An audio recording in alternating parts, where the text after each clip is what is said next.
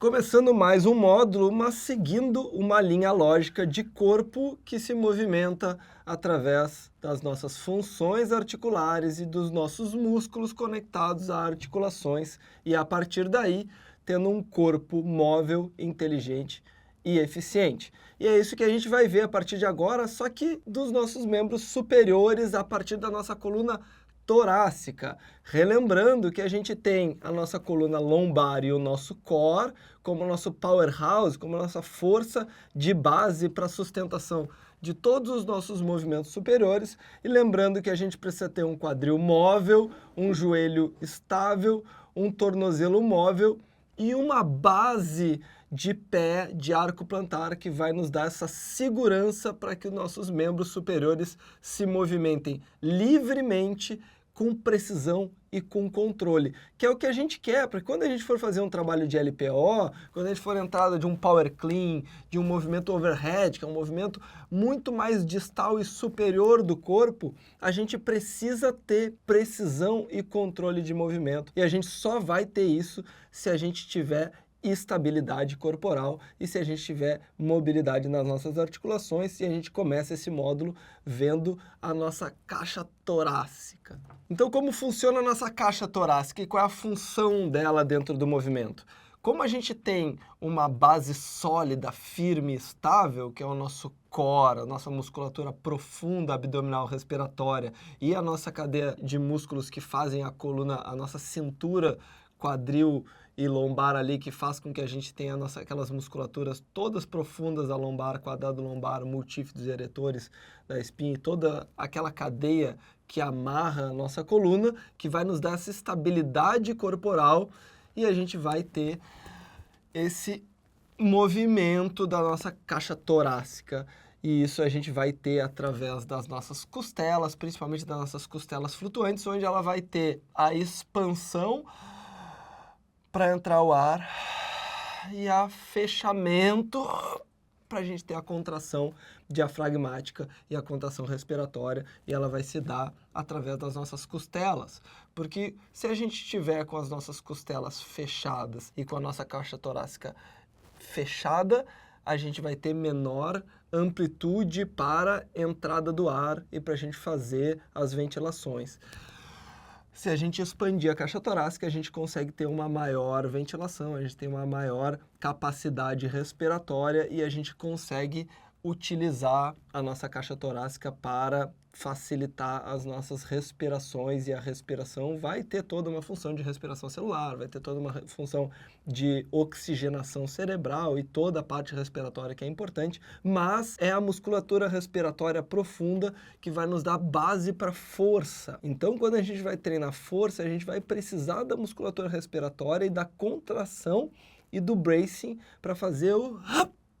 e essa firmeza corporal. Então, isso vai vir muito importante que a gente consiga ter esse movimento de caixa torácica que vai partir inicialmente das costelas. Depois desse trabalho respiratório de expansão e contração, a gente vai ter as rotações,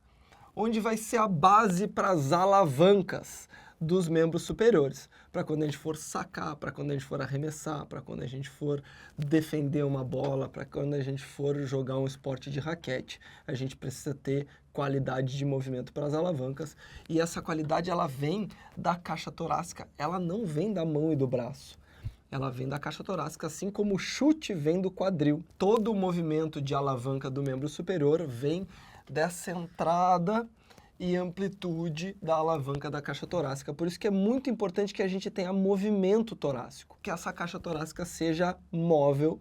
Como eu falei para vocês, as nossas articulações vão trabalhar dentro de uma função articular, e a função da caixa torácica é mobilidade. Então lembra que eu falei para vocês que para a gente ter articulações muito móveis, como a articulação do ombro, que ainda é mais complexa que a articulação do quadril, porque também faz circundação, quando a gente tem uma articulação muito esferoide e tridimensional, multiplanar, a gente precisa ter essa outra articulação que vai dar estabilidade, e aí a gente vai ter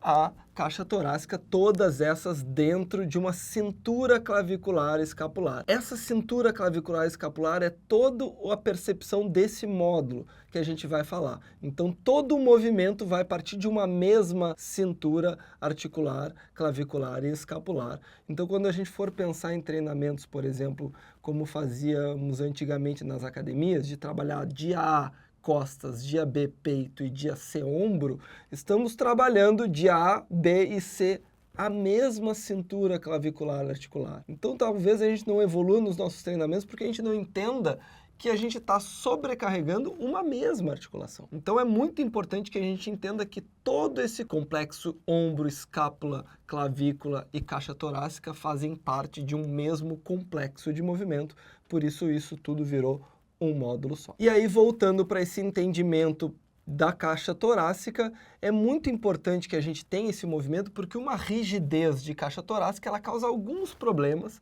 Então, uma caixa torácica sem amplitude de movimento, eu vou causar um impacto no meu ombro, na minha articulação glenomeral, muito maior, porque aí o meu ombro vai exigir um posicionamento e uma amplitude maior do que ele precisava, a minha caixa torácica está com rigidez de movimento, e aí eu vou ter um desequilíbrio dessa cintura clavicular escapular, trazendo algumas compensações. Quando eu for falar da nossa coluna cervical, eu vou falar sobre o plexo braquial e sobre essa função da clavícula e da posição da cervical, para a gente ter a irrigação nervosa para o membro superior, que é o final desse módulo. Mas já antecipando, a gente tem um plexo que irriga através de sinapses nervosas o nosso gesto lá na ponta, que vai irrigar lá a parte lateral da nossa mão e até os últimos dedos. E aí a gente vai ter maior precisão e maior qualidade de movimento para o nosso gesto, maior força de gripe, maior força de pegada e maior condição